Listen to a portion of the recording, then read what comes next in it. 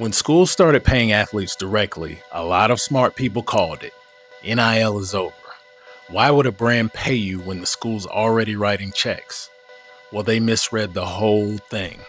NIL did not die. It got a job, though. It put on a badge, it learned the rules, and it went to work. In my last episode, I laid out the map. There are two ways a college athlete gets paid now. One check comes from the school, that's revenue sharing.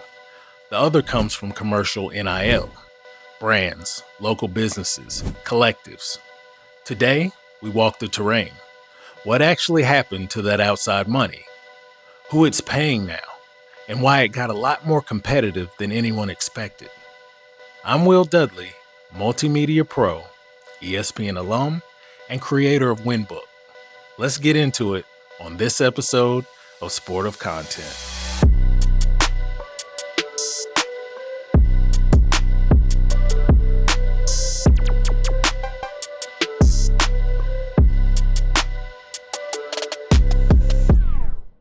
Rewind to the first few years of NIL. It was the Wild West, and everybody knew it. No real guardrails in place. Money moving around in ways nobody was tracking. Deals that were less about a business partnership and more about a booster keeping a roster together. It worked, loosely, but it couldn't last, and it didn't. What replaced it is the part people miss. The outside money didn't disappear, it got organized. Now a deal has a process behind it. Bigger agreements get reported and reviewed. Somebody actually asks whether there's a real business reason for the money. The groups that fund a lot of this, the collectives, aren't operating in the shadows anymore. They're part of the system, working inside the rules. That's the shift. NIL went from a free-for-all to a structured market. And a structured market behaves differently than a gold rush. It rewards different things, and it punishes sloppiness. That's what I mean when I say it got a job.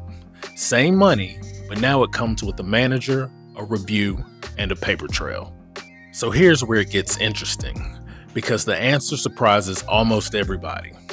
Ask a room full of people who cashes in on the outside money, and they'll point at the quarterback. Well, some of them do fine, you know? But the commercial side doesn't run on your spot in the depth chart. It runs on attention, on whether people actually stop and listen when you talk. NIL marketing reports this year show women's and Olympic sport deals more than doubled. Not football, not men's basketball. Gymnasts, volleyball players, runners, athletes whose sport doesn't fill a stadium, but whose audience is loyal and engaged. Look at how those deals actually happen. The most common ones aren't Super Bowl commercials. They're social content, appearances, ambassador partnerships, and the companies doing the most of it?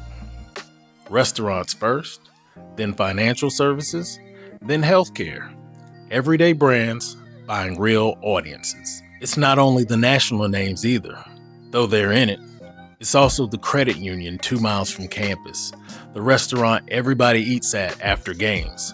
Local money is real money, and it's chasing athletes who mean something to that specific community. So read what that tells you. If people follow you and they trust you, you can compete for this check. No matter your sport, no matter the size of your school.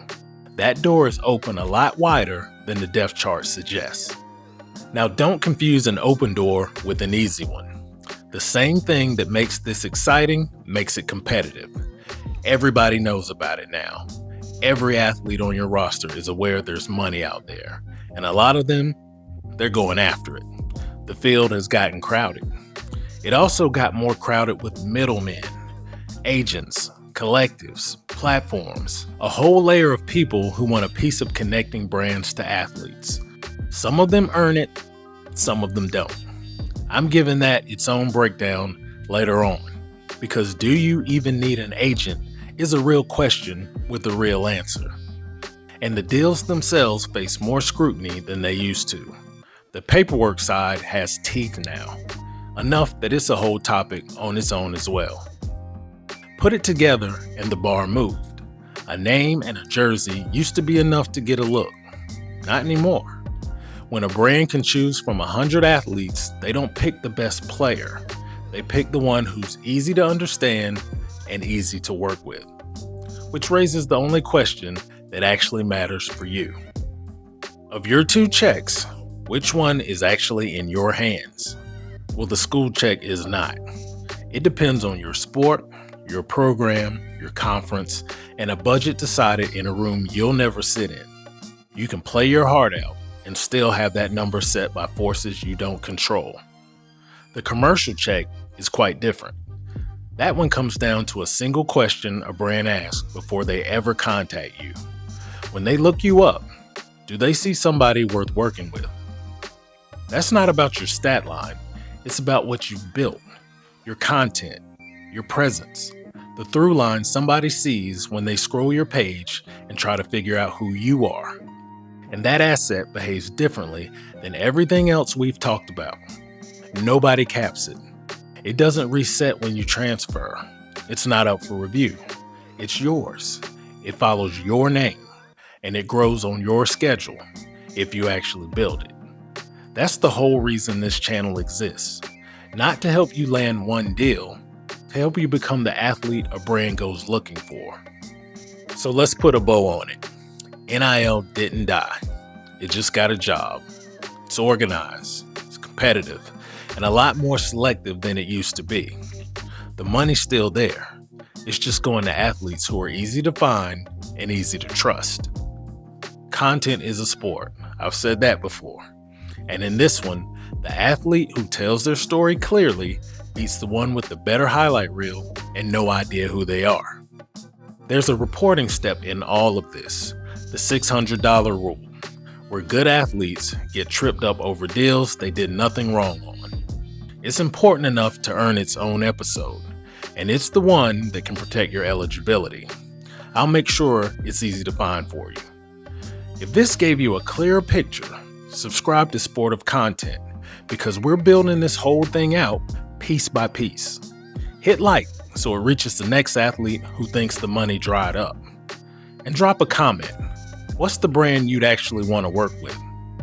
Now listen, if you want the map, the 2 checks, and how they work, I have a full breakdown on that. It's right here on your screen.